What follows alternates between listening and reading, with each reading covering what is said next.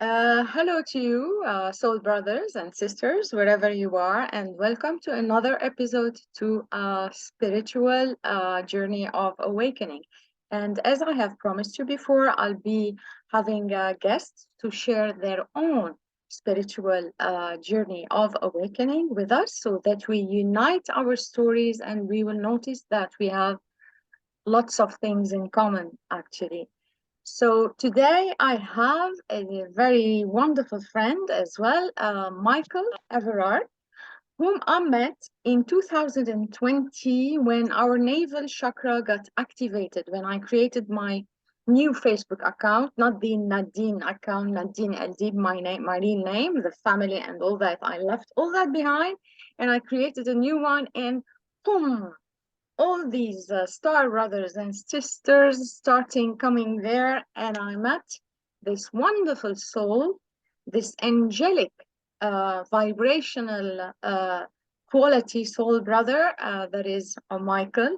Welcome, Michael. Michael is a philosopher, author, musician. You will find all the information below about him and the context and everything about him related to him.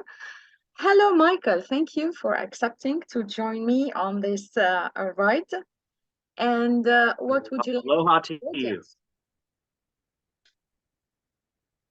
I'm very happy to be here, and I just wanted to thank you for inviting me to do this conference call today. So I really appreciate it. Thank you. I'm delighted, and it was divinely orchestrated, actually, huh? And just like our session and everything, and we'll talk about that maybe later or so on. So, Sure, Michael, I am intrigued. Let me do a recap for the viewers who just logged in. So, this sure. series is about we come to this life. For most religions, we think that we come to this life only one time, one lifetime. Mhm. We gotta go to school, university, find a job, find a wife, make a family, get the car, get the house, be successful, go out and, do these things.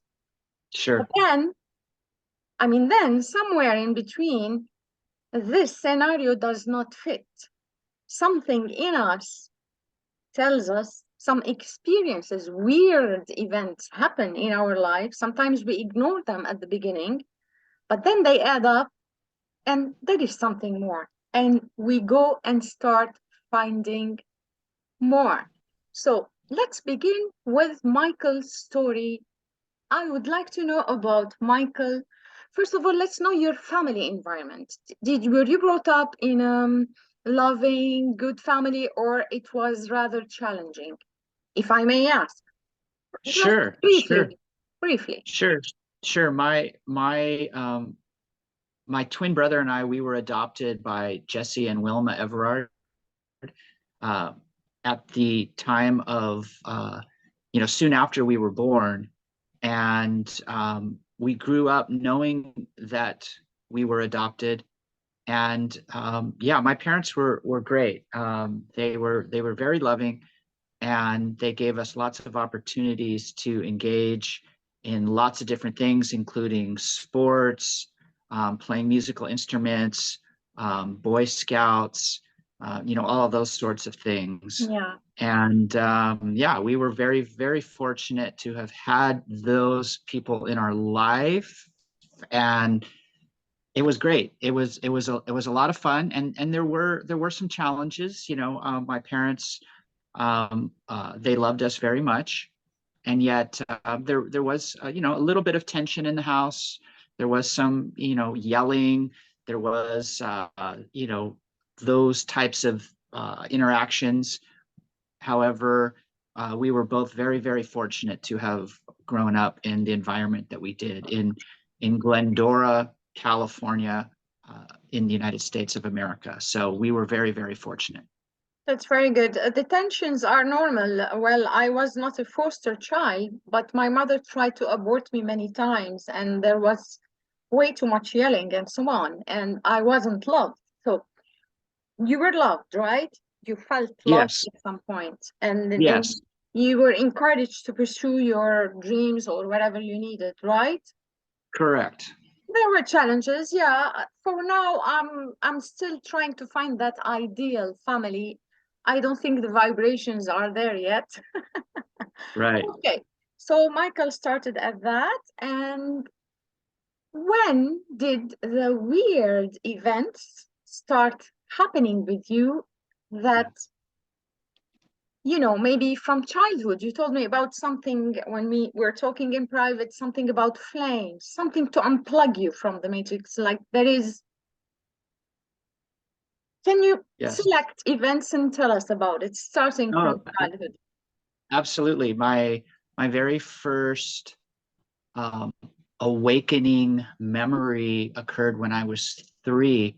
My brother and I, we were playing with toy guns, and he decided to take his gun and jab it into my left eye. Ooh. And that was quite a jolt. It was, um, Did that hurt?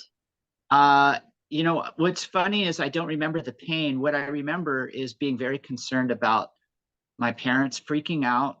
Oh, And I was also very concerned about my brother getting in trouble for what he did. And what I remember after that particular incident is my dad had picked me up and had taken me into his room. And I remember seeing his purple shirt. The next thing I remember is being driven to the hospital. My mom was holding me in her arms. And I also remember being wheeled on the gurney to the surgical room, and I was on whatever drugs they gave me, and I was appreciating that feeling. And then the next thing I remember is the gas mask going on my face, and the smell of the gas was I'm gonna say different. It wasn't totally unpleasant, but it was kind of different. So that was for the longest time my earliest memory until I turned 21, and I saw a picture, a photograph of my twin brother and I standing behind our dining room table, giving the thumbs up. And that was during our 3rd birthday party. So we turned 3, and we each had our own cake. So I had a green cake, my brother had a blue cake, and the the decorations on the cake, it was a cowboy and a Native American motif. And my parents basically sang happy birthday to both of us. And what I remember is seeing the cake and the 3 flames, that, you know, the 3 candles. mm, And I focused on the middle candle and the motion of the flame and the colors of the flame and the vibration and the feeling of the flame. Um, was was quite miraculous. And what's interesting is that that was basically a 2020 vision of of future events that would basically unfold. So the the trials and tribulations and all of the energy of my life was focused on that one particular moment where the flame itself was was just very energetic and vibrational, alive. and it was alive. Yeah, absolutely. So that became the earliest memory, and it was the only time that the only moment that I had where I actually remember what it was like to see reality with 2020 vision. Now, Mm. what I also knew much later on April 12th of 2020 was the revelation that I had included accepting who and what I am and We're gonna knowing get there. why I exist. Yeah, we're gonna get there, but just I need a question. I have a question because the Sure. audience might get confused as I was. Looking at the flame. Now, first of all, when you were worried about your brother hitting your eye and going to hospital, what I have detected is empathy. I mean, you were worrying about everybody except Yeah, yourself, and you're going yeah, to surgery. yeah, This shows absolute empathy. It's like not me, yes, me, I am hurt. First, second, yeah, you said the birthday cake, and then you jump to age 21. If you don't mind, I got confused. Did that happen before the hospital accident when you were age 3, or did that happen it, at age 21? yeah, Why did you jump to age 21 when you were looking at the photos? Can you clarify, please? sure, sure. Yeah. The actual accident, we were already 3 years old. Ah, So so the vision of the flame was what happened prior to the actual accident. So yeah, we were already 3, and it and would be nice at age 3, you saw that flame doing this in a 2020 vision, as you say, at age 3? at the day that we turned 3 was the day that I saw the Yeah. vision of the middle flame of that middle flame. Yes. But then you went to hospital and you forgot about it, and then you remembered about it at age 21? Well, what's interesting is I didn't remember anything about the 2020 vision of the flame until I was 21. So Yeah, 2 plus 1 is 3. I'm yeah, definitely very deeply involved with numerology and numbers, and I've always been interested in numbers. yeah. And yeah, that was basically the So, premise. So yeah, it's so I needed to clarify that for the yeah. audience. Thank you. I'm Sure, sorry, sure. Michael. So, No, no, that's okay. at 21, you realize there is another dimension.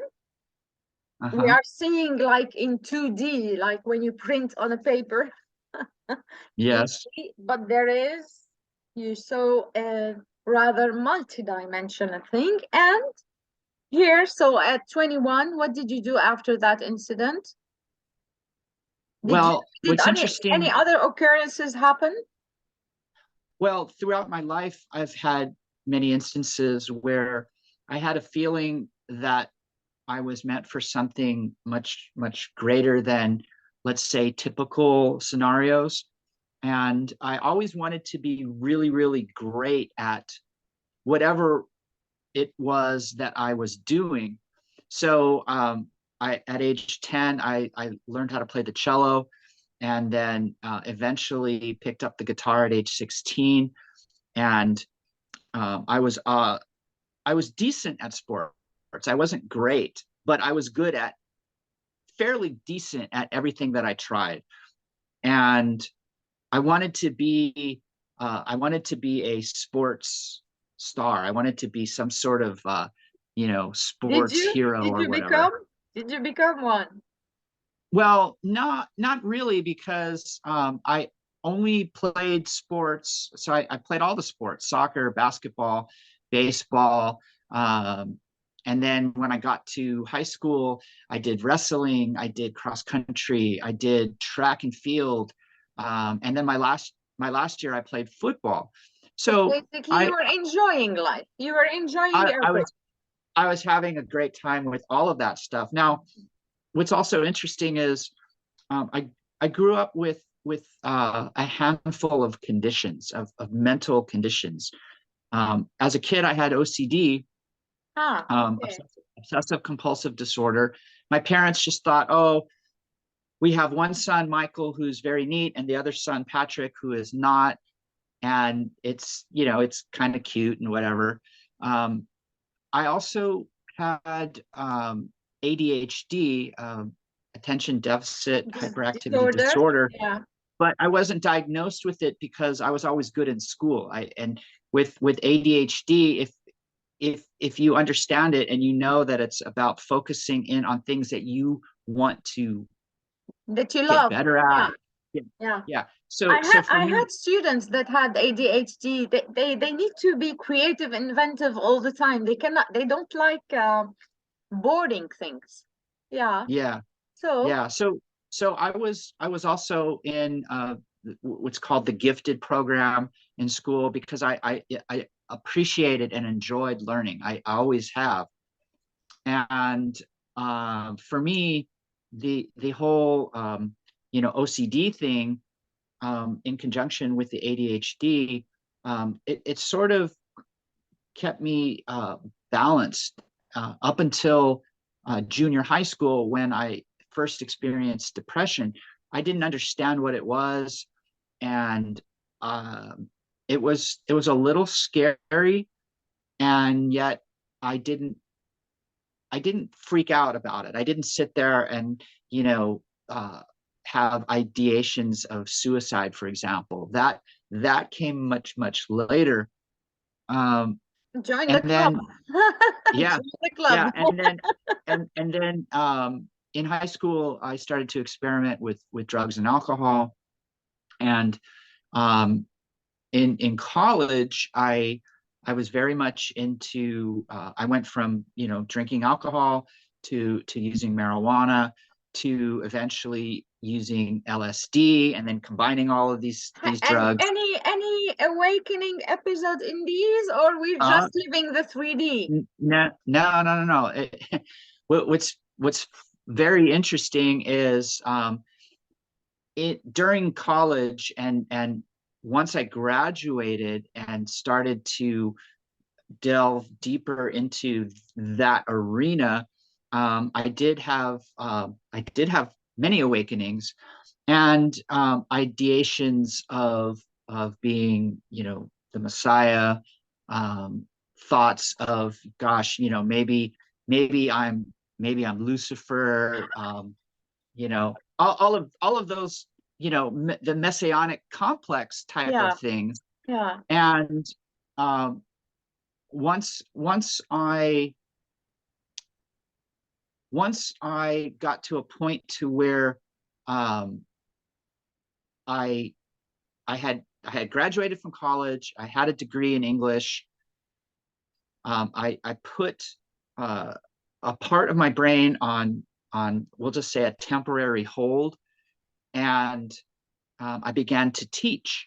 Yeah. And what's interesting is I was still using, Did you teach and English like me? Did you teach Shaka no, English? No? no. I would have liked to have done that, but I was teaching down in basically South Central Los Angeles, Uh, and one class, the kids basically were.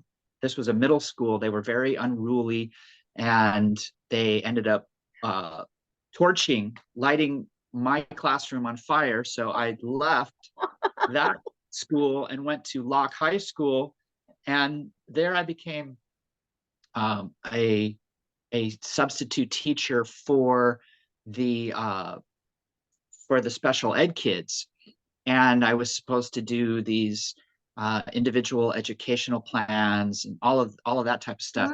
So mm, okay. so so what's interesting with that part of my life is I was still I was playing guitar, and I went to do a gig at a club in a town close to where I lived, and I got arrested. I was arrested for Four. being being under the influence of a controlled substance, Ah, okay. and yeah, I spent the night in jail, and then I was supposed to go to a court date, but I got involved with this other character who took me up to Pismo Beach, and I proceeded to miss the court date, and then I Oh, got picked up, mm, um, and the amount of bail was like thousands of dollars. Like it was crazy how okay. much money it was. Mm. So I spent a couple of weeks in Pismo County Jail, and I got uh, I got out, and I went down to Santa Barbara, where I went to school. So UC Santa Barbara is where I went to school, and the town next to where I went to school where I had some of these awakenings. I want the awakenings, Michael, because now you're describing the life of any just regular guy who graduated, tried Yeah, everything. yeah, I'm curious to know about the part of like these, these things. Yeah, I'm sorry to yeah. interrupt. No, Okay. no, no, no. That's totally fine. So going back to Santa Barbara, um, and spending a couple of months living on the streets there You was lived on really the streets. Okay. How old? well. When I How old were you? Were almost Well, approximately I had graduated. I ah, was, 20s, I was maybe. 23. Yeah. Uh, Okay. yeah, so it would have been 1993, Hmm. and I had already done, the teaching part, and now it was time to, contemplate and think about being, the Messiah, or the chosen one, or whatever. Um, and What made you want to be the Messiah? I mean, how did this idea start with you? it I need the it was beginning of it. it was an idea. It was the thought. It was a feeling. It was, a lot of things that happened that made me believe that that's what I was. However, um, I went.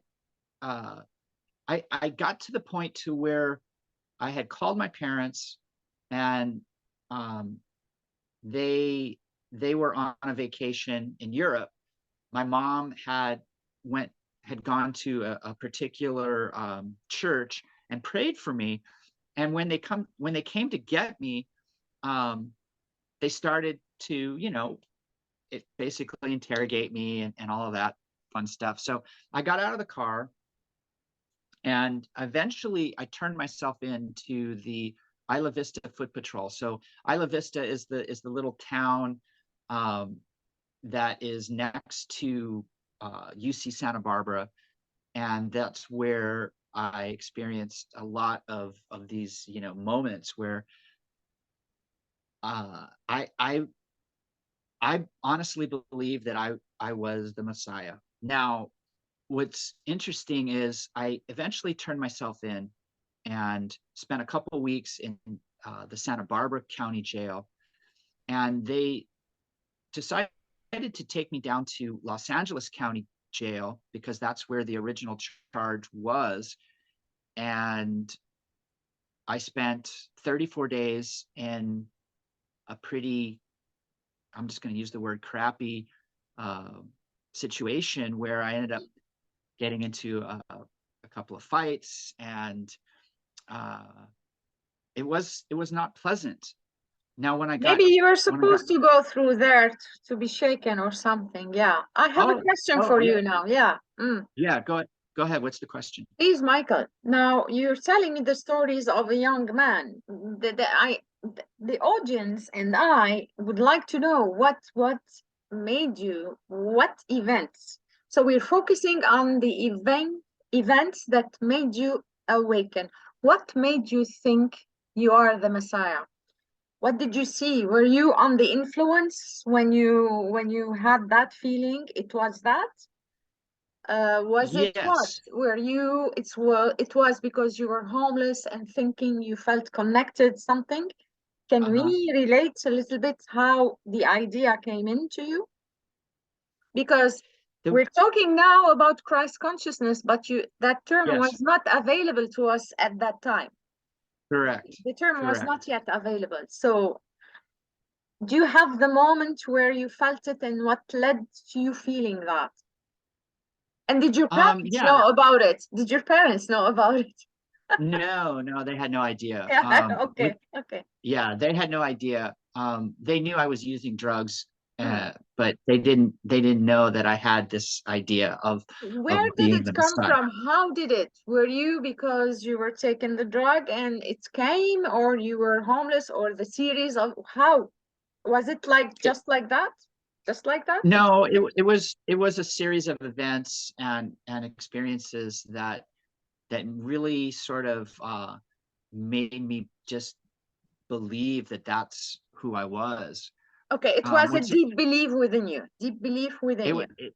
yeah, it was a deep belief. And what's even more interesting is when I actually was in jail. Now, this is kind of an interesting story.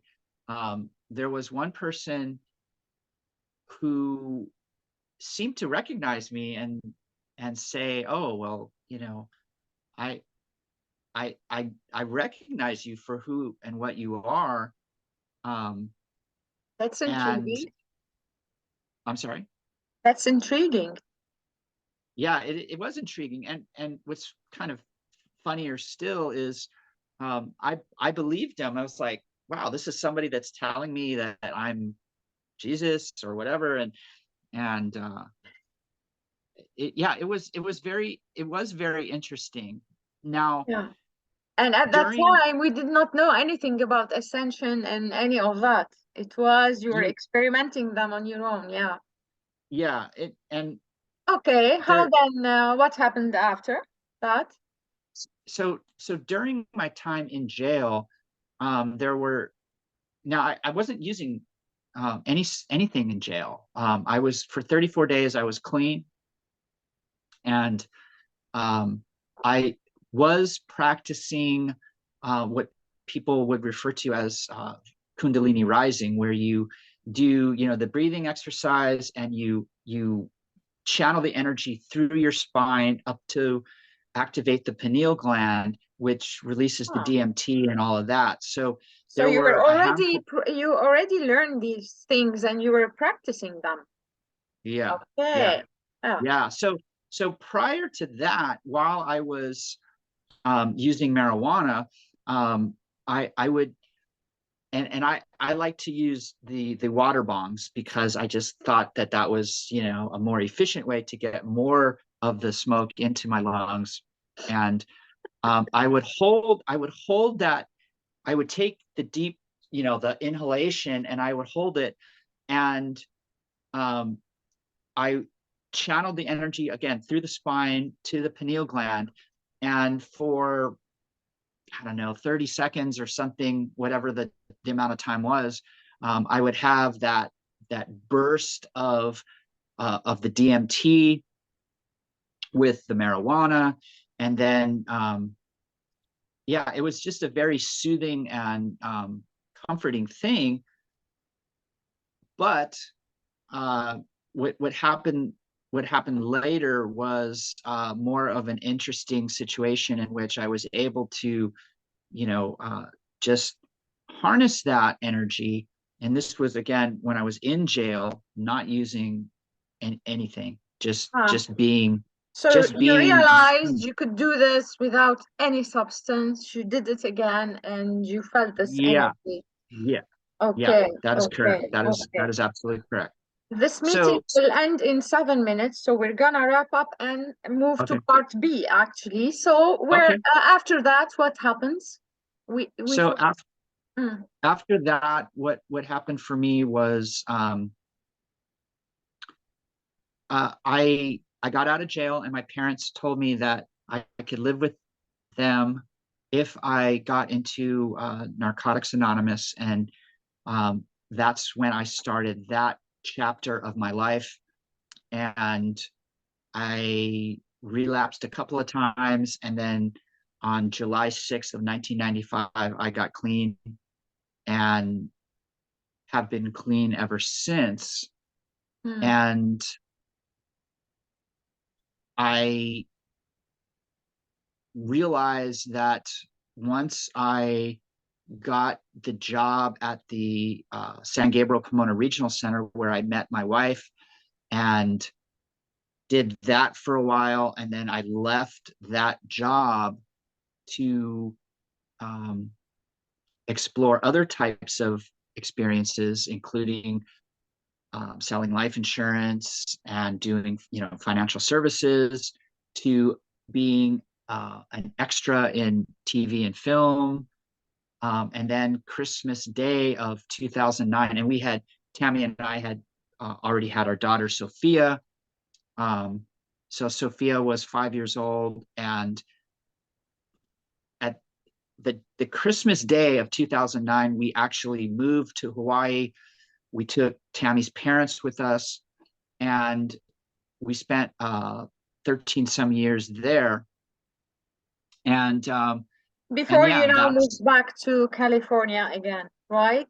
yeah, we moved back to California because Sophia wanted to go to Whittier College Mhm. Yeah, and yeah, study right. psychology and all that stuff. So yeah, that's basically a That's summary basically of. summary of the life events. All right, now for this first episode with Michael, stay tuned, guys. Michael is going to continue, and we're going to connect the dots to see how the awakening happened, to sum up the flame that he saw at age 3, and then his brilliant faculties of attention deficit disorder. This is high intelligence, actually, and the OCD Yeah, and the Kundalini and the activation and the feeling of them. He is the Messiah. This is not blasphemy, guys. At that time, we did not know about Christ consciousness, that we yeah, are the Christ, all of us.